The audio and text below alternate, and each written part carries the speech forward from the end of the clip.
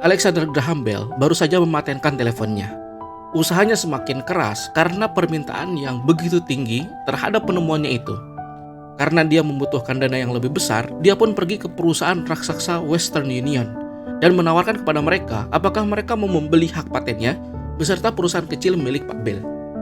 Dia meminta $100.000 untuk semuanya itu. Presiden Western Union menertawakannya dan mengatakan bahwa angka yang ditawarkannya itu menggelikan. Tetapi selanjutnya dalam sejarah, industri jutaan dolar justru tercipta dari situ. AT&T Corporation kemudian lahir di 1983 dan memonopoli jaringan telepon di Amerika sampai hari ini. Kita lanjutkan teman-teman ke pelajaran yang kelima tentang cara menciptakan uang.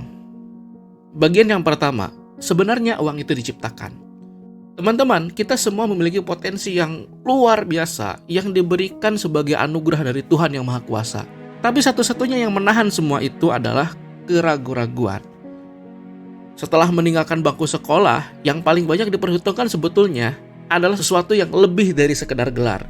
Ada yang menyebutnya keberanian, nyali, kecerdikan, kegigihan, kelihayan. Apapun itu, itulah yang lebih banyak menentukan masa depan kamu daripada gelar akademis kamu. Menurut pengalaman pribadi Pak Robert, kecerdasan finansial menuntut keberanian, anti dari keraguan. Berani melakukan sesuatu dan berani mengambil risiko. Untuk apa? Hanya agar kamu memiliki lebih banyak pilihan dalam hidup kamu. Jadi, kenapa susah-susah mengembangkan kecerdasan finansial? Karena jika kamu melakukannya, kamu akan sangat kaya. Tapi jika kamu melakukan kebalikannya, kamu akan melihat orang-orang bergerak maju dengan keberanian, sementara kamu dan yang lainnya terperangkap dalam lingkaran kehidupan yang busuk. Robert mengatakan, saya lebih menyambut perubahan daripada takut dengan perubahan.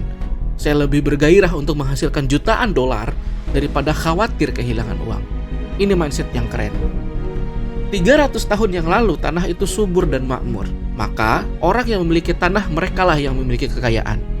Era setelahnya muncullah pabrik dan industri. Maka kaum industrialislah yang memiliki kekayaan. Nah sekarang adalah abad informasi, maka orang yang memiliki informasi paling aktual, merekalah yang memiliki kekayaan. Contohlah Alphabet atau Google, atau perusahaan penyedia layanan teknologi informasi lainnya, merekalah yang menguasai kekayaan di era ini. Alphabet sendiri sekarang punya kekayaan 365 miliar dolar, atau sekitar 5.733 triliun rupiah. Ini udah hampir 2 kali lipat APBN suatu negara, Indonesia. Perubahan itu cepat banget terjadi dan dramatis, sehingga melahirkan jutaan baru, sekaligus melahirkan orang-orang yang tertinggal jauh di belakang. Jutawan adalah mereka yang berani, orang-orang yang tertinggal adalah mereka yang penuh dengan keraguan. Nah, perilaku ini bisa dilihat dari bagaimana seseorang itu melakukan permainan. How you play the game is how you run your life. Dalam permainan cash flow misalnya, Pak Robert memberikan cerminan perilaku seseorang dalam urusan finansialnya. Yang pertama, ada orang yang punya banyak uang, tapi tidak tahu harus ngapain. Ada seorang wanita hadir di kelasnya Pak Robert. Dia baru saja bercerai dan marah karena perceraian itu. Dalam putaran pembukaan, dia menarik kartu dudet dengan gambar kapal di atasnya. Dia pun senang, wah saya dapat kapal. Lama-kelamaan dia menyadari bahwa angka-angka itu bekerja dan kapalnya itu justru memakan dia hidup-hidup. Dia pun kalah dan dia makin marah dong sampai meminta uang trainingnya dikembalikan. Suatu ketika, Pak Robert mendapatkan kabar bahwa wanita itu akhirnya sadar tentang hubungan antara permainan cash flow-nya dengan hidupnya sendiri. Dia menyadari bahwa 20 tahun pernikahannya dirasa menyenangkan, tetapi yang dia lakukan hanyalah mengumpulkan begitu banyak dudet seperti kapal tadi. Dia tidak mengerti tentang keuangan dan hanya menyerahkan kepada suaminya. Dia pun tidak tahu kemana semua uangnya itu pergi, termasuk tidak tahu bahwa uang itu pergi ke selingkuhan suaminya. Nah, inilah contoh orang yang mendapatkan uang yang banyak, tapi dia tidak tahu apa yang harus dilakukan. Nyatanya dalam kehidupan sehari-hari, mereka punya banyak uang, tetapi tidak berhasil secara finansial. Yang kedua, ada orang-orang yang keluar dari perlombaan tikus. Mereka yang tercepat adalah mereka yang mengerti tentang angka-angka dan memiliki pikiran-pikiran yang kreatif. Mereka mengerti dengan pilihan yang begitu banyak. Dalam kehidupan nyatanya, orang kayalah yang seringkali mereka kreatif dan mereka berani mengambil risiko yang sebelumnya dia sudah perhitungkan. Yang ketiga, ada juga orang-orang yang mengeluh karena tidak dapat kartu peluang yang tepat, ya keputusan mereka akhirnya mereka menunggu. Yang keempat, ada juga orang-orang yang sudah dapat kartu peluang yang tepat, tapi tetap mengeluh juga. karena tidak punya uang yang cukup. Akhirnya apa? Mereka pun sama memutuskan untuk menunggu. Yang kelima, ada juga orang yang sudah dapat kartu peluang, dapat uangnya juga, dapat waktunya juga, tapi mereka gagal melihat bagaimana itu cocok dengan finansial mereka agar bisa keluar dari perlombaan tikus. Nah, orang seperti ini banyak sekali dan selalu saja berkutat dengan one single solution, yaitu kerja keras, menabung, dan berhutang atau berkredit. Jadi, sebenarnya kecerdasan finansial itu berbicara di semua kondisi seseorang. Jika kamu tidak dapat kartu peluang, kira-kira apa yang dapat kamu lakukan? Atau ketika dapat peluang tapi tidak punya uang, kira-kira apa yang kamu lakukan? Jadi ini soal seberapa kreatif kamu dalam memecahkan masalah finansial kamu sendiri di setiap kondisi yang kamu alami. Artinya begini teman-teman, jika kamu punya kecerdasan finansial, maka dalam kondisi apapun seharusnya kamu bisa menciptakan uang dong, ya kan? Nah, disinilah muncul satu konsep yang disebut dengan orang kaya menciptakan uang. Satu doktrin menarik dari ayah kaya adalah uang itu tidaklah nyata. Bukan karena dia dicetak hanya berbasis perjanjian ya, tanpa underlying value, tapi juga konsep orang kaya menciptakan uang tadi. Pak Robert membuktikan itu. Tahun 90-an, perekonomian Phoenix itu melesu, tapi bagi investor seperti Pak Robert, ini adalah pasar yang sempurna karena harga properti turun drastis. Rumah yang seharga $100.000 bisa jadi $75.000. Pak Robert datang ke kantor kepailitan tuh dengan bekal uang pinjaman $2.000. Dia memberikannya ke pengacara sebagai uang muka untuk akuisisi properti rumah seharga $20.000. Sambil proses itu, dia pasang iklan rumah $75.000 dijual dengan harga $60.000. Banyak calon pembeli menelpon, lalu mereka datang ke lokasi setelah rumah itu sah menjadi milik Pak Robert. Tak lama, rumah langsung terjual dengan perusahaan escrow yang memprosesnya. Dalam waktu 5 jam, Pak Robert menciptakan uang $40.000 dari $0. Ya, karena uang modal $2.000 itu secara teknis bukan miliknya, yaitu pinjaman. Pak Robert dan istrinya mampu menciptakan uang seperti itu di kolom asetnya sampai dengan $190.000 setahun.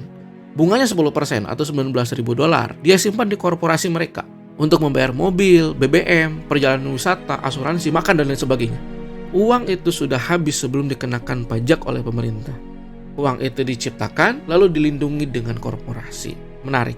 Teman-teman, kita bisa lihat juga ketika pandemi COVID-19 kemarin, banyak investor saham yang justru mereka banyak membeli saham ketika IHSG turun drastis terpukul pandemi.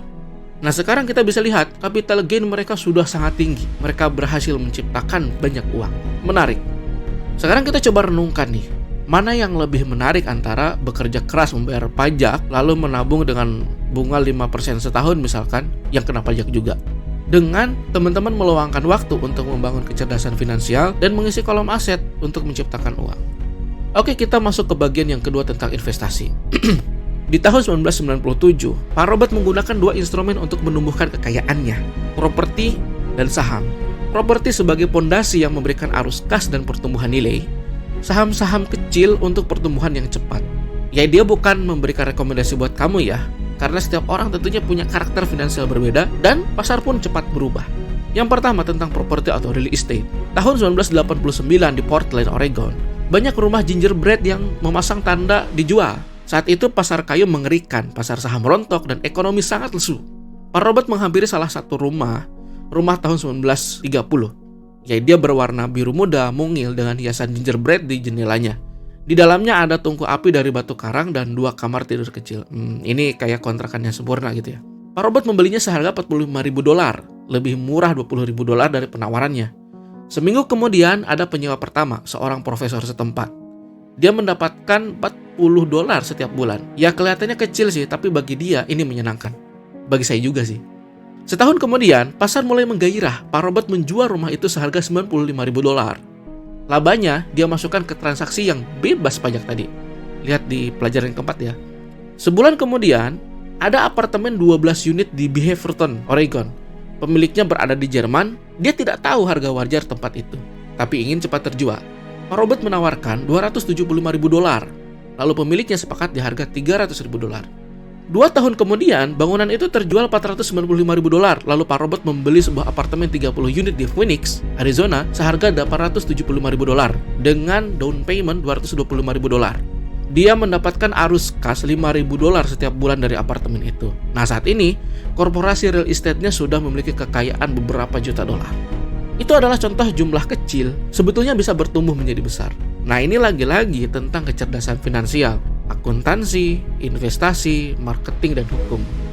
Pak Robert memiliki sebuah filosofi, menanam benih-benih di kolom aset.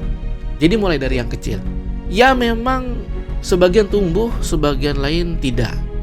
Nah, secara pribadi dia menyukai properti sebagai fondasi karena dia lebih stabil walaupun bergerak perlahan.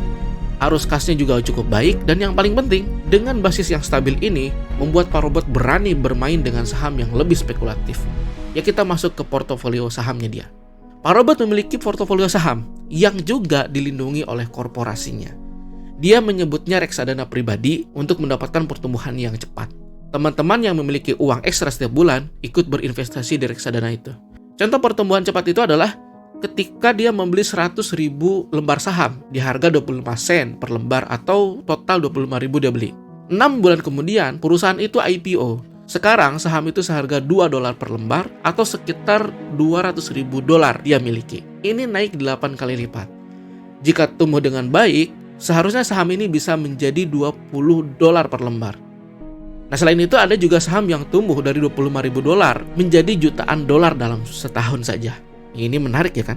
Kesannya ini judi? Bukan. Ini bukanlah judi. Jika kamu menggunakan kecerdasan finansial kamu untuk bijak memilih saham yang sehat untuk meminimalkan risiko kamu.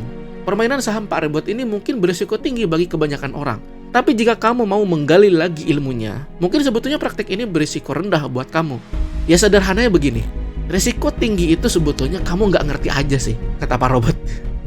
Pak Robert menambahkan juga, profit besarnya dari saham dia gunakan untuk membayar pajak capital gain dan diinvestasikan kembali ke properti yang itu nggak ada pajaknya. Nah, ini keren sih.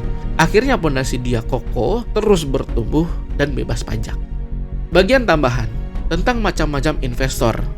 Macam yang pertama, yang paling umum adalah investor yang membeli paket investasi, entah itu reksadana, REIT, saham, atau surat-surat berharga lainnya. Ini adalah cara yang bersih dan sederhana, seperti orang datang ke toko, lalu beli satu komputer utuh yang terbajang di display. Dia tinggal pakai.